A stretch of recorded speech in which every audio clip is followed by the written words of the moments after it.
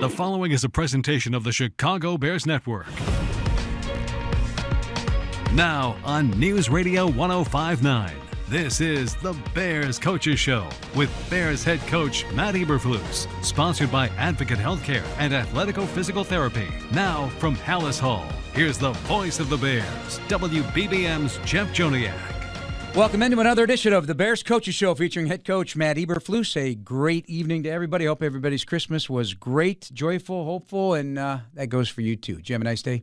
Yes, I did, and good evening. We're here until 8 o'clock tonight. Now, coming up at 8 o'clock, Monday Night Football, joint in progress. It's the Chargers and Colts. We'll pick that up on 780 AM with news continuing on 105.9 FM. All right, so you had plenty of time to think about this one and take a look at things. We'll start with the weather, though, first, because many Bears saying it was the coldest game they ever played.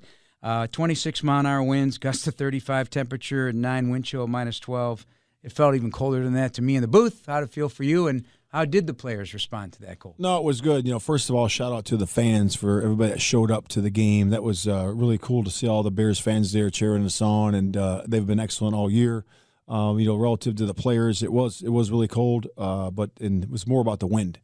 The wind was pushing the ball, one direction or the other. It was more of a swirling wind up there, in the stadium because it was coming from the west, and it wasn't coming, more one way or the other, but it was hitting the side of the stadium and kind of swirling in there. So it really wasn't pushing it one direction or the other. So it really didn't say, okay, hey, we want to kick this way or kick that way, because that was a consideration going into the game, saying, hey, we can, possibly, take the ball or and also have the win in the fourth quarter, to be able to do that. But we decided to go ahead and we were deferring. Again, we ended up not winning the coin toss, but it all worked out. But again, the kick lines were where they were. Fourth down considerations were a little bit longer just because of the wind. We went for fourth downs too. Obviously, went for 4 of them. One was at the very end of the game. We ended up getting one of them. We ended up getting a reversal on a replay on the other one, and the other one was tipped at the line of scrimmage. So, overall we need to do better there, but certainly those lines were open a little bit more for fourth down tries. Well, heck, Justin even said even the short throws, you didn't really know where it was going to wind up going because of the gusts, those little things. Yeah, how about shotgun snaps? Yeah, you saw that on the Morrow interception. Josh was stepping up to go ahead and throw a simple check down, and the wind just blew it, vertically, so it ended up, going right to Morrow, and he ended up doing a nice job of catching it. And not that this impacts the Bears in any way, shape, or form, but you feel for Buffalo a little bit. They were stuck here because of what was going on in Buffalo, and if you were in that same situation, how would you handle that? Because you're in the future when you're a playoff team, end of the year, and you're trying to get stuff done and get the best possible seed. Now they lost a day here. And now they lose, and I don't even know if they're back yet. Yeah, I think they got back yesterday sometime afternoon, I believe. But, again, that was one of the worst storms Erie County and Buffalo has had in 50 years. And obviously a lot of people lost their lives, so it's a serious, serious deal. And people are still digging out from that. A lot of people don't have electricity, so I feel for those people over there. Prayers out to those guys. But it's certainly a tough situation for the football team as well. All right, let's dig into the game. Attrition's been something significant, obviously, on this football team. I believe of the 22 starters, 11 of them did not start week 1. Yeah. That's significant. And a lot of teams go through it, but yet you've managed, as you were pointing out to me, many times, been in a lot of these games, despite that attrition, right up until the fourth quarter in key moments. What do you attribute that to, and how did they respond to that with this whole group of guys? Offensive line changes again, secondary, you name it. Yeah, I mean, the guys were in there battling again, so it was 21-13, going into 8 minutes to go within the game, and but to go back to your original question, it really is the guys being able to step up. I think the coaches are doing an outstanding job preparing these guys. The Jalen Jones, the Blackwell, Sanborn when he's in there. Dominic Robinson, Gordon coming back from injury. He's played really well the last couple of weeks. Brisker's done a nice job. So you get a lot. Velus Jones had a bounce-back game from last week, from the week before. So a lot of these young guys are getting a lot of great experience. And, it happens in the league where guys, go down and you got to step up. And the guys have done that all year. Could you have imagined playing this many rookies, this many snaps before the season began? And if you did or didn't you have faith that the coaches would get them ready because of the type of talent that was brought in? Yeah, I always have faith in the coaches.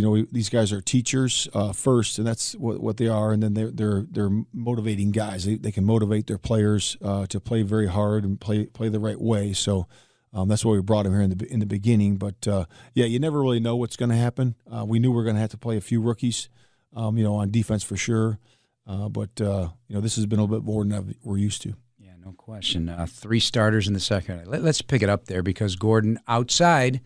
Which was a little bit different than the nickel. And how did he respond, in your opinion? It looked good. Another interception. Yeah, it was great. It was a great interception. Obviously it was cover 3, ended up bailing back to his third and ended up, high pointing the ball. And a nice return out to the 35. That was very good. But, I think it's another opportunity for him to play outside and use a different skill set. He's been going back and forth, and he can just really hone on this outside skill position right now. And he looks good out there. And he's going to have his hands full. We're going to play a couple good sets of receivers here the last 2 weeks, and he'll have his hands full, and he's going to have to use all the skill he can. It might give you a window to next year at a different spot. Absolutely. Yeah. And Blackwell also learning that position. Yeah, Blackwell's inside. Doing good inside. He's a very scrappy player. He's very tough. He shows that on special teams all the time. He did a really nice job of cupping the ball yesterday, keeping it on his inside pad. I think it was a pass out to the tight end, Knox out there, I believe, and he's done a good job there. And I know anytime there's a near takeaway or possible takeaway, it's going to live with you, Jalen Jones, on that cross, one side of the field, the other. Just put your hands up in the air. Maybe you snare that one. That would have been an amazing play as well. But overall, his toughness and ability to just not make it too big for him sticking out about this undrafted Rick. We talk about him every week. Yeah, he's doing a really good job there. And that one play you're referring to, that was the ball was thrown across the field. We were in a cloud corner or cover 2 corner there, and he was just simply bailing back. And he did a good job of high pointing the ball. His hands got to come up together. If you look at the replay, his hands were apart. So you got to form that triangle or that diamond to be able to catch that ball and look it in. And so we'll coach him up on that and get him better for next time. Isn't it the darndest thing? It is. It really is about the little things. Yes, it is. Always is. Little things become big things if you let it, right? So, yep. We go all these shows all season long. But every single week of these shows, we talk about these little things. And once those little things get picked up, the record flips. Yep, it sure does. Yeah. The Bears Coaches Show with Matt Eberflus and WBBM's Jeff Joniak continues. Snap Fields. Protection's good. Looking to throw to the end zone. Wide open. Backing up left corner. Dante Pettis for the touchdown. Touchdown Bears. Welcome back to the Bears Coaches Show with Matt Eberflus. Great seats available to see your Chicago Bears this season at Soldier Field. Get your tickets at chicagobears.com/tickets. Just heard the Fields to Pettis touchdown, a 6-yarder, only touchdown of the game for the Bears. Opening drive touchdowns are always sweet. That one was. Break down the play. Yeah, our offense has done a really good job on those opening drives all year, and that's our first 15. The guys do a really good job of scripting that, during the course of the week. The players know what the plays are, and again, that was a red zone play for us, and they were in a quarters type of concept on that particular play. We had a bunch concept there, and Dante lined up at number 3 and ended up stemming out to the number 2 position and working to the flat. Whatever happened there, they happened, and he was wide open in the corner of the end zone there. Nice throw, nice catch, and good execution. Yep, it's never easy pitch and catch, but he's wide open, backing up, catching the throw. Just don't drop it. Right? That's what you're thinking. It's always a teaching moment here. Always a teaching moment here for sure. With Matt Eberflus, you talk about STEM. Let's talk about STEM for those people who don't know what that means. Refers to a route. Yeah, so when you start out as a receiver, you stem your route either inside or outside based on the leverage of the defender or based on the route concept itself. So he was lined up at number 3, so you always count the receiver numbers outside in. So when you're in a 3-by-1 set, it'll be 1, 2, 3. He was lined up inside the innermost receiver towards the ball. And he stemmed out to that number 2 position. So he actually switched release with the number 2 guy. And then he went to the flat. So that really created some confusion, for the Buffalo Bills in that particular play, and we ended up scoring a touchdown. All right, another one here because we talk about the first 15. I don't know, maybe teams do more than that or less than that. When was that born? Has it always been that way? And could you do more as an offense, or is it just too much? That's a good question. Different coordinators do it different ways. Their first 15 is really predicated off their first and second down calls. So they They have them, and they just go down the line to make sure they do a good mix of run and pass and different formations and different pass concepts. Then when it goes to third down, they go to their third down chart. What's my first 3rd and 2 call? What's my first 3rd and 5 call? So forth and so on. But they go through that so they get a good rhythm, and they really do it for identification also for what is the defense? What are they doing? How are they attacking us? How are they trying to attack us? So they can gather information as they go through their first 15. And then conversely, how does a defense prepare for somebody's first 15? Obviously, you're watching previous weeks and so forth, but maybe everybody's got a fresh 15. And then what can you do with your 15 snaps? Yeah, that's also a good. You want to counter a lot of those things, and we have our staple defenses, of course, but we also have these things that we mix in there, to throw them off the scent. So we'll have different new looks for them as well in the first 15, different fronts, different front variations, different movements, different pressures, something they haven't seen from us, just to mix in there. We do that every single week. Do teams also plan the first drive of the second half? Sure. Same way? Yep, they sure do. Yep. So they go in there and they'll get collectively as a group. They say, okay, this is what we're going to start with, guys. Here's another stack of plays that we want to run, and then we'll go back to our third down menu. Very good. Always love hearing that kind of insight. All right, let's talk about the rush. Both the Bears and defending the run. Obviously, there's a big part of the game with the 257 yards rushing against you and the 80 that you got. Yeah, absolutely. So that was one of the big, key takeaways that you and I talked about before the game. We wanted to own the line of scrimmage, and again, hats off to Buffalo. They did a really good job of that, with their defensive line and also their running backs being able to run the ball. So, we got to do a good job of fitting up the run on defense, and then obviously doing a really good job of, like we have all year on offense, having that ability to run the ball. We just got to do a better job of finishing our blocks. How'd you feel Herbert looked? Let's not look at the production for a minute, because he had a few touches, not a lot of yards, but was it their defense, or was he just getting back into form? Yeah, I just think I thought he looked good. Pregame, I thought he was ready to go, and he'll get himself right there. He's a talented back. He makes those cuts and makes those guys miss, and he'll be back at it here shortly. They mentioned in the news conference earlier today, you had a foot step down Justin Fields by Matt Milano, the linebacker for the Bills, but he's good to go. He's okay.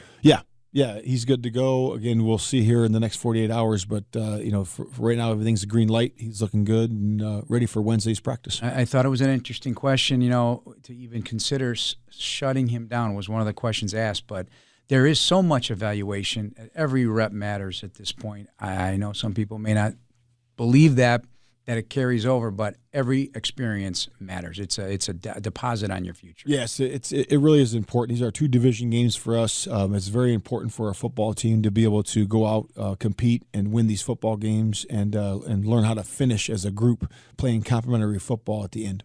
And these division opponents, obviously, you got to win your division to get in the playoffs. That's always the key. That's your clearest pathway to do it. So to take on these teams and knock them down is a big key. The Lions also competing still for a playoff spot, so they'll come in with some juice. Their building was rocking a couple weeks ago, so that's also a good experience for the Bears. Now, more of the Bears Coaches Show, featuring Matt Eberflus on Chicago's news, traffic, and weather station, 105.9 WBBM. Back to throw, Josh Allen winds up, tosses, intercepted into the end zone. Gordon comes out 5. Gordon with an athletic pick of the 10 to the 15, 20, 25, 30, coming to the near side of the field and tackled from behind by James Cook all the way out to the 35-yard line. Carter Gordon's 3rd interception of the year. Welcome back to the Bears Coaches Show with Matt Eberflus. Get the ultimate VIP fan package with Chicago Bears VIP. Secure a game ticket and appearance from Bears legends and more by visiting ChicagoBearsVIP.com. The interception by Gordon, his 3rd. We already touched on the play, but just after he comes back from the concussion, it just seems like he's a slightly different player. Is that me imagining it, or what do you think? He's always had great confidence. I think he had a chance to, in those couple of weeks, to reflect a little bit, to go back and digest what he's done so far to this point. Go back and look at a lot of his tape, and really get the feedback from his coach. And really just do a good job there assessing where he was and where he's going to go in the future and where he's going to go these next few games. And again, that play that we just heard was excellent. It was a 1-by-3 formation. The tight end ended up going in a crossing route, and we were in a simple cover 3, and he ended up climbing in his 3rd. and they try to throw a deep over route to the back of that corner of the end zone there. And he did a great job sinking back and high pointing that ball, brought it back to the 35. There were some really good blocks on that return as well. We always bring up all the returns on the numbers. It's a numbers return. And I thought our defense did a really good job of getting some blocks. Almost had a chance to break it when he cut back across the field, but he got caught. But I thought overall it was a good interception and a really nice return by our defense. Yeah, when he cut I thought for sure that something might open up there. And when he made that cut, it looked, you got your head stood up a little bit, right? You got a little tall. Okay, here we go. Right. Here we go. But the other thing too, the interception itself, the technique and the sinking and all that's great. But to me, that was an athletic interception, high pointing that ball, leaping, twisting, and making the catch. That all has to be put together as well. Yeah, and then the discernment. I know he was right there on the goal line when he caught it. So he was in. But him to be able to take it out of there to the 35 was really good. Obviously, if you get any deeper than that, you just like to take a knee. But in that one there, he's kind of fell back into it as he caught it, and he decided to bring it out. From your conversations with him over the course of the season, because he was targeted a ton. I mean, he was, and did give up some yards and a couple touchdowns. But did that challenge his resolve in any way? Well, he's going to have his resolve challenge. You're playing corner in the NFL, so that's the way it goes. I mean, you're going to get targeted. You're going to get, things. The ball's going to get thrown to you. What I think that the defensive backs are really doing a good job, and I mentioned this the last couple weeks ago, I believe, is that when the ball is thrown on a go ball, we've been doing a really good job. And I think Jalen had one yesterday again, or it might have been Blackwell, where he was in phase, but also looking back as his arms go up. So he won't get defensive pass interference. And I think our defensive backs coach has been doing a really good job with that. James Rowe and also David Overstreet have done a nice job with that, repping that during the drill work. You mentioned penalties, and I know that was a big thing for you coming in. Your history is low penalties, and I think that has been the case.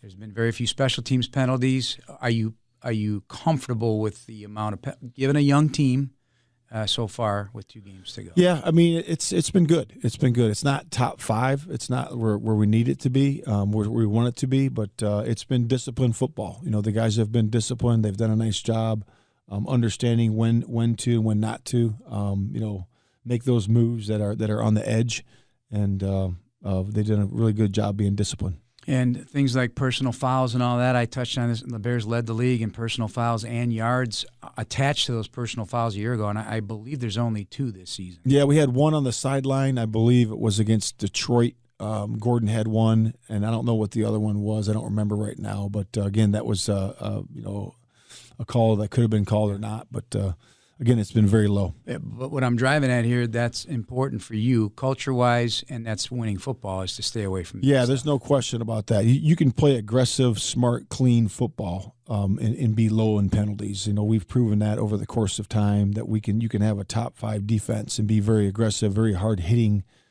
football team. That's what we're doing here at the Bears. We're going to be hard. We're going to be fast. We're going to be physical on all sides of the ball, but we're also going to be clean and play within the rules.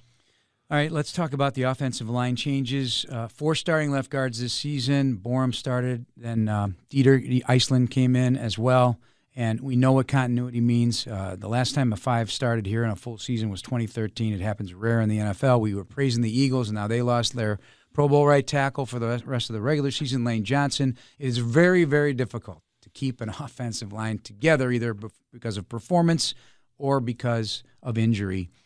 Yet, how do you think they've handled all of that with your? No, they've done a nice job. I think it's important. Number one, you get a good offensive line coach, and a good assistant, which we have there.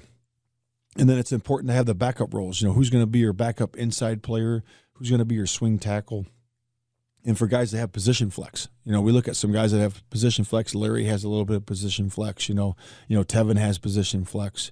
To be able to do those different combinations and put your best 5 out there, because that's obviously a very physical position. You're going to, have some injuries during the course of a season and some different lineup changes. And I don't know about this many lineup changes for sure, but you certainly have a couple during the course of a year, even in a healthy year. 8 if you count Dieter going in for the first time at left guard, that's 9 so far. Right. The Bears Coaches Show with Matt Eberflus is sponsored by Verizon, Bet Rivers, and Miller Lite. Once again, the voice of the Bears, WBBM's Jeff Joniak. Josh Allen under center, Cook the lone back, takes, fakes, sets up the throw. Bouncing, looking, middle, throwing. Throws it right to Morrow at the 23-yard line, running right. Morrow tripped down to the 18-yard line. What was he doing? Josh Allen threw it directly to number 53 for the swipe. Welcome back to the Bears Coaches Show with head coach Matt Eberflus. Ease into your game day celebrations with a little help from the pros at Jewel Osco. Get party trays, sweet treats, butcher quality meats, and more at any Jewel Osco store. Just heard Nicholas Morrow's interception, first as a Bear, third career interception. I would say simply nothing to it, right? He overthrew his guy, and there he was, but there's always more to it. Got to be around the ball, but he took advantage of an overthrow. Yeah, I think it was a good sequence, and correct me if I'm wrong, but I believe that was right after the fourth down. They overturned the fourth down, and then 2 plays later we end up intercepting the ball, which is a great momentum shift for us. It was really a simple zone, and he was just in his hook drop right there, and again, Allen was attempting to throw it to the running back in a check down, and it sailed on him, and you still got to catch it. He did a nice job of catching it. We were trying to take it to the side for a return, getting tripped up. But overall, really good focus and concentration play by Nick. Technique-wise, Matt Adams on the forced fumble, exactly what you want, punching at the ball. Yeah, it was great. It was great. He came right behind him and did a nice job of the peanut punch there. It was really good, dislodged the ball from him. And then Elijah, he was right on the spot there because of his hustle. Did a very nice job of collecting that ball as he jumped over the pile.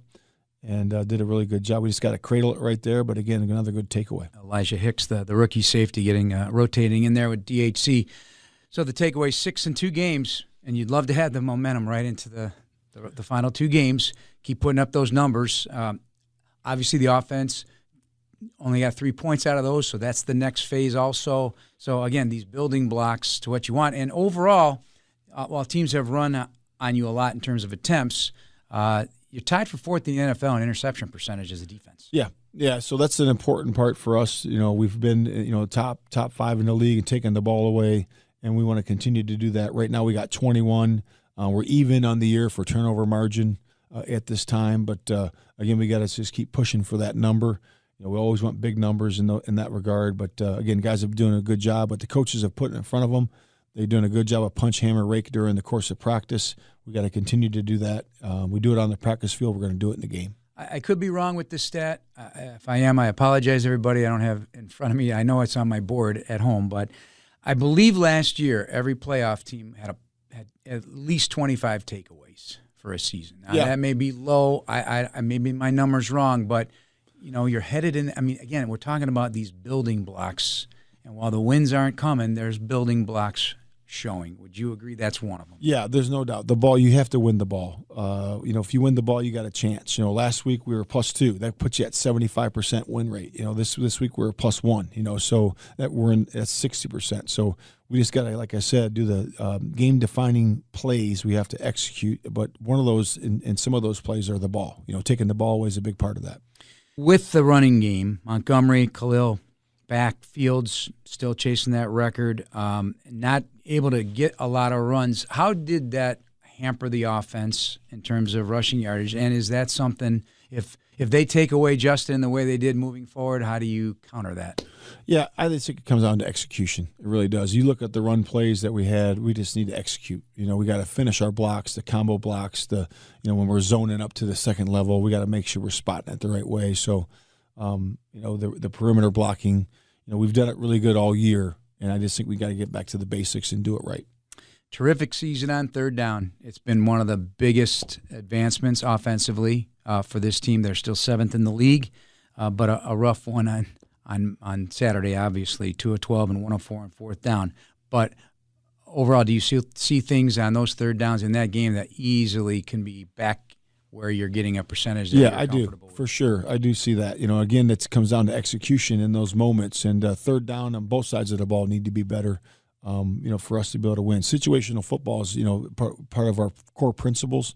Again, red zone, we need to do a better job. Third down, we had to do a better job, and those are 2 critical components to having a successful day. All right, Bears looking to get some guys back healthy. We'll find out midweek on exactly where things are headed for guys like Chase Claypool, EQ St. Brown, and some others on the offensive line. We'll get to that throughout the course of the week, just getting you up to date on that, and we get ready for the Detroit Lions, a trip to Ford Field.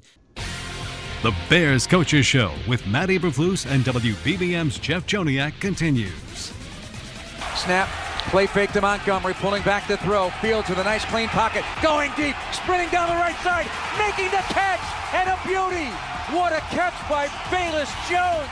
Gets up and keeps running, but Velus Jones and a perfect, beautiful throw by Justin Fields. Threaded it between defenders. Welcome back to the Bears Coaches Show with Bears head coach Matt Eberflus. Just heard Velus Jones from Justin Fields. Bang! 44-yard strike. I want to talk about this play in detail. Yeah, I would just say, say what you said was the protection was outstanding. Obviously it's a max protection shot, so you do have extra guys in there to protect, to give us more time to run that play. But that's a play that we run all the time. It's you saw Cole, he was sitting over the ball there about 15 yards, and then we had a big post over the top. And it was excellent execution. The ball couldn't have been thrown in a better spot, and it was outside the numbers. Like you said, 44 yards. It's supposed to be, right in there, 44 to 45 yards in that range. And Velus did a great job of running underneath it. And great ball, great catch, and really good protection. But again, the wind played a factor in that ball for sure. It was originally thrown on the numbers, and the thing it just kept blowing to the sideline. And again, Velus did a great job of tracking it. There's that one play. Everything happened in the game. You didn't, again, losing and things that didn't go well. That one play to me is for the future, because now Justin knows, not that he didn't before, but you have to make it happen. Hey, I can let him run under these balls. Yeah. Go get it. Yeah. They've done it in practice. Don't you agree with me? Yeah, they've done it in practice. They've thrown some really deep ones, and he's caught a bunch of them too, so over the last couple of weeks. So it's not surprising to me to see that play in the game, because I've seen it in practice quite a few times. But certainly a good target to have. Like I said, a really good bounce-back game for Velus. He's had an up-and-down year. It was really good for him. I was happy for him to be able to see his return game, and also that a couple nice catches there for him, and obviously the chemistry with Justin going forward. Can he trust his speed then? Can he trust that?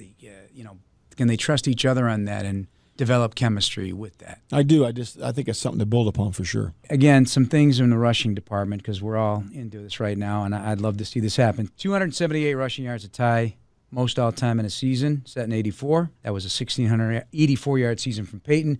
5.2 a carry, that'd be most all-time. If it holds up, the record was set in 1934 when they played a whole different brand of football. 5.0 players have set. It's important to them to try to get these, and they feel they're going to get it. No, it is important, and again, it comes down to execution, and the guys really want to be able to accomplish this. It's important for us as a football team, and it's going to come down to all 11, like we always say. It's going to come down to the runners. It's going to come down to the offensive line.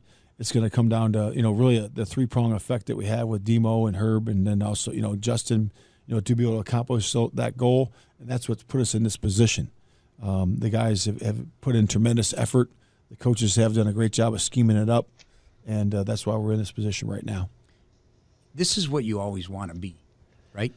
Yeah, I think we have to be able to run the football for sure. That's just the way it is. We saw it yesterday. When you're going to have games like this, you're going to go far into the playoffs and make it all the way.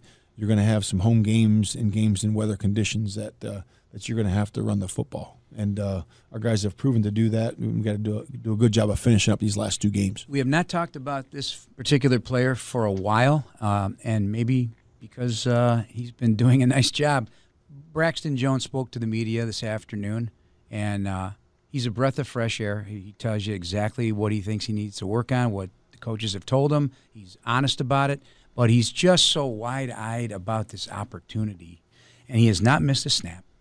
He is playing left tackle as a fifth-round pick out of Southern Utah in the NFL, facing a lot of great players this season, really impressive fronts. And while there have been some inconsistency that he admits, is this a success story no matter what happens in the end of this 2022 season? Yeah, I think it is. It really is. Like you said, all those variables, doesn't point to starting left tackle every single play in the NFL, especially as a rookie, and that's a tribute to him. He's a very mature man. He does a very nice job of learning, the scheme, and it's important to him. And he has a lot of confidence. He's got a lot of ability. He's got really good feet. He's a heck of an athlete, and he's done a good job of learning it. And again, certainly he's had his ups and downs, like all rookies do, but he's had the maturity, the ability to look at it as a performance and take it to heart and improve every single week. And that's what we're always saying. But he's taken that to heart and done it. And he's had a good season. He's humbly said, "Hey, I'm not here to make the decision that I'm the future left tackle." He goes, "But I want to be a cornerstone left tackle." And you hear the confidence and the humility at the same time. We'll pick up that conversation when we come back. Yep. The Bears Coaches Show continues exclusively on the home of the Bears, Chicago's news, traffic, and weather station, 105.9 WBBM. Bills have an 8-man box. They fake the toss, rolling with a good block by Dante Pettis. Clears him, throws it right, caught Pringle at the 35, down near the 29-yard line of Buffalo. All of that worked great. The block on the outside really sprung it for Justin to come free and fire a 20-yard strike. First down for the Bears inside the Buffalo 30-yard line of the opening drive. Welcome back to the Bears Coaches Show, our final segment. Later in this segment, we'll take a look at the Detroit Lions for round 2 here in the division. As we went to break, we were talking about the humility and the confidence of a player. That often is not something you get out of rookies, especially when they quote-unquote, don't have the pedigree of a first, second, third round, day 2 pick in the NFL. Not everybody has that confidence. They may outwardly show it, but internally they don't have it. Braxton Jones definitely. Are there others? Yes, there are, and I think that's a great word, the confidence. It's not cocky. Confidence and being humble means that you're willing to work hard, but you also believe in yourself, no matter what. And that's what humble to me means. It means you're a worker, that you can look at your mistakes and you're mature enough and man enough to say, hey, I can get better at that, okay? But also have the confidence and say, hey, you know what? I have great ability and I'm able to get that done. I can overcome adversity, and Braxton Jones has done that. And that, to me, was what confidence and humility is all about. There's other guys that have done that too. You got all the guys from even Justin Fields. He started out the year learning a new offense. It's all new verbiage to him. He's done a great job of packing that together, going from just learning his position to leading others, and then all of a sudden, taking that huge run in the middle of the season, really, bursting onto the scene in the NFL. And now he's learning how to lead, how to run the offense, and it's been tremendous growth by Justin Fields. So he's another guy that's got great confidence, great humility, and he's a great worker. All right, and there's a bunch of others too. We'll talk about them here over the next couple of weeks. Talk to Ryan Poles, as I do every week in the pregame, keeping some of the units together to build chemistry. It's just not, the offensive line, obviously, but he talked about the chemistry in the secondary. He's one of those places, because it's so young. Eddie Jackson also had a very good season before his injury. Is that important to you? If there's a unit that has a lot of young talent, not that you don't want to add to it, but build that chemistry for several years at one position group. Yeah, I think that's true because, obviously you just look at our draft from last year. You got Brisker and Gordon, 2 high picks. Those guys are going to be cornerstones of our secondary. Then you have Eddie, who's a Pro Bowl player and was having a Pro Bowl year up until his injury. Obviously, he's a really good player back there as well. So you have your 2 safeties. You got your nickel corner in Gordon. Jalen Johnson's coming back. So there it is. So again, we'll add a few more pieces there as we go, but the most important thing is to get the continuity with those guys, and those guys can be a very talented secondary, going into the future.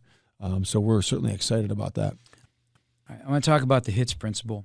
Now, it's one thing to say, okay, this is what we're going to do. This is the HITS principle. But that thing needs constant attention, doesn't it? Now, Rod Marinelli always used to tell me, from the fundamental and technique point of view, I believe he said 48 to 72 hours that you lose your muscle memory. You gotta keep doing it. And he believed in that wholeheartedly. You sit there in the office, show me why, put it on the screen. You just can't put the principle out there and just say, okay, that's it, guys.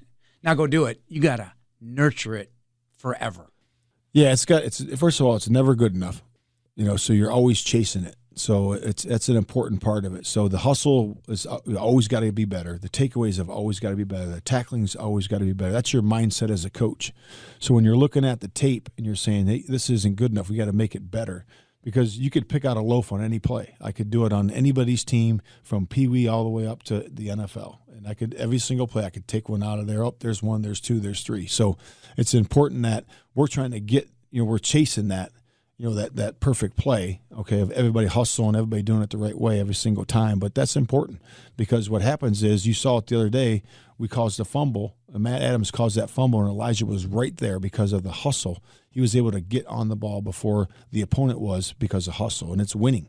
That's what winning football is all about. And again, we have a chance to return, the Gordon interception all the way to the 35 and maybe go all the way. If we just have a little bit more hustle there by a couple pieces there, we can be able to get a block that springs that run all the way back, and that's winning football. So it has to be done in practice every single day. Every rep, the coaches have to watch that and pay attention to it, and you can never let it creep in where all of a sudden you don't see a team hustling and playing hard. Now it's time to look ahead, brought to you by Bet Rivers, the official sportsbook partner of the Bears. Lions pounded by the Panthers. They ran for a franchise record 320 yards in a league that now is running the football like crazy. 37-23 loss, but they're still playoff viable until further notice, so they're going to be bringing it. What's your take after facing them in November and losing by it was a great game, 31-30. Yeah, it's always going to be a good game. Obviously, divisional opponent, and again, they're going to be up for the game, and so are we. So we're excited about the matchup. We're excited about going up there to play these guys. Again, there's a lot of talent on the team. They've been on a roll. They've run, I think they've lost 2 games out of the last 7 or something like that. But they've done a nice job, and the coaches have done a good job there. But again, it's more about our units playing their units and us doing a good job of matching up with those guys, and we're excited about it. The Lions, just for those who are interested, last in the NFL in defending quarterback runs. Fields at 147 against him Week 10 at Soldier Field. Certainly, this will be something they'll be putting on tape, saying, "Okay, we got to do what somebody else did here and try and stop it." Yeah. Yes, certainly it's a copycat league. If something works, they're going to try to emulate that, and we understand that. We're going to have to be creative with how we do things on offense and defense. And one of the guys on their defense that has risen lately is 6th-round draft pick James Houston. I don't know if you've been on that yet, but Aiden Hutchinson certainly is the main dude that they're talking about. But they have young players, including a free safety there, and Joseph, the kid from Illinois, right, that has done a nice job. But they caught your attention, even though they're last in the league in a lot of different categories defensively. I just know they play hard, and if you look at the last games, last several games, and take out the first part of the year, they've done a really good job of defending the offenses. I think they've just over 20 points a game, I believe, so which has been best in that stretch. So they've done a good job of playing defense as of late. And lastly, 8-game losing streak is tough for anybody. How is everybody taking it right now? Yeah, like I said, the guys are doing a really good job with the morale. We're coming out here with great championship habits, working every single day, and the guys are excited about this week going up to Detroit. Thank you for your time. Appreciate it. As always, talk to you next week. Good luck this week in your prep. All right, thank you. That's Bears head coach Matt Eberflus, Keith Johnson, Dan Barilli, Jordan Tredup. Thank you for your help. We're in Detroit's Ford Field for Week 17. Bears and Lions pregame at 9. Kickoff at noon. Stay tuned for Monday Night Football on 780. Chargers and Colts joined in progress, and news continues on 105.9, where CBS News is next at the top of the hour. Have a good night, everybody. Appreciate you listening. This is News Radio 105.9 WBBM. Good night. WBBM Chicago and WCFS-FM at HD1 Elmwood Park, Chicago. Always live on the free Odyssey app. The free Odyssey app. The free Odyssey app. The free Odyssey app. The free Odyssey app. The free Odyssey app. The free Odyssey.